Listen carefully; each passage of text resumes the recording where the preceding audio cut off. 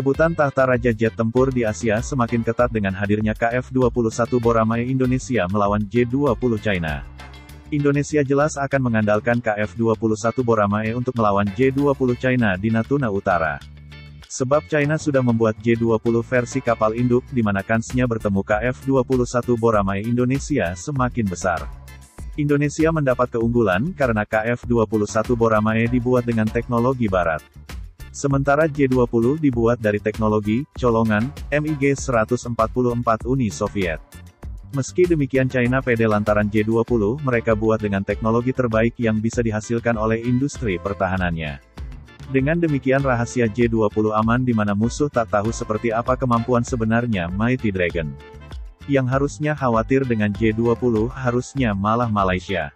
Malaysia seperti diketahui tak punya proyek jet tempur generasi kelima. Bahkan sekedar membeli pun tak ada di mana incarannya cuma JF-17 Thunder atau HAL Tejas. Kedua jet tempur tersebut cuma kerikil saja bagi J-20. Maka dari itu Malaysia harus mempersiapkan diri menghadapi J-20 lebih berusaha dari Indonesia. Angkatan Udara Kerajaan Malaysia RMAF perlu dipersiapkan karena militer China telah mengerahkan jet tempur paling modernnya, J-20 Mighty Dragon, untuk tugas-tugas di Laut China Selatan, yang sebagian besar diklaim sebagai miliknya, jelas media Malaysia Defense Security Asia. Ancaman akan keberadaan J-20 bagi China semakin nyata pada tanggal 31 Mei tahun 2021 pesawat angkut maritim Y-20 dan Ilyushin 76 China Black Flight di Malaysian Maritime Zone, ZMM. Analis menduga kedua pesawat angkut China tersebut sedang menguji kesiapsiagaan AU Malaysia menanggapi krisis.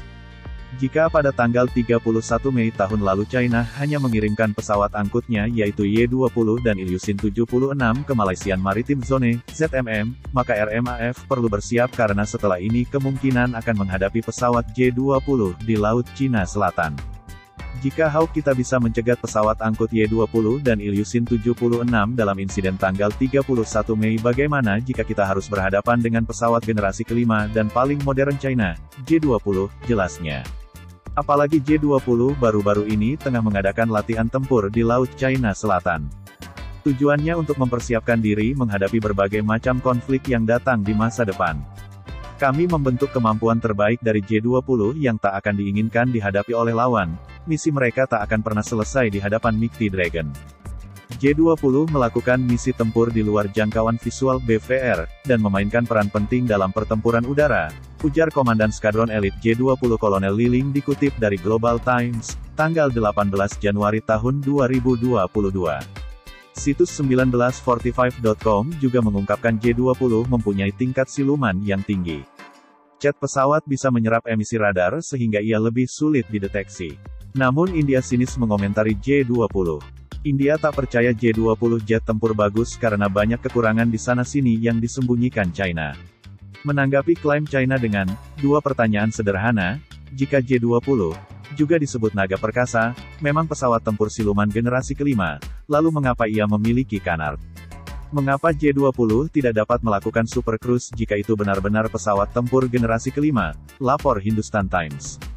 Saingan KF-21 Boramae Indonesia bukan cuma J-20.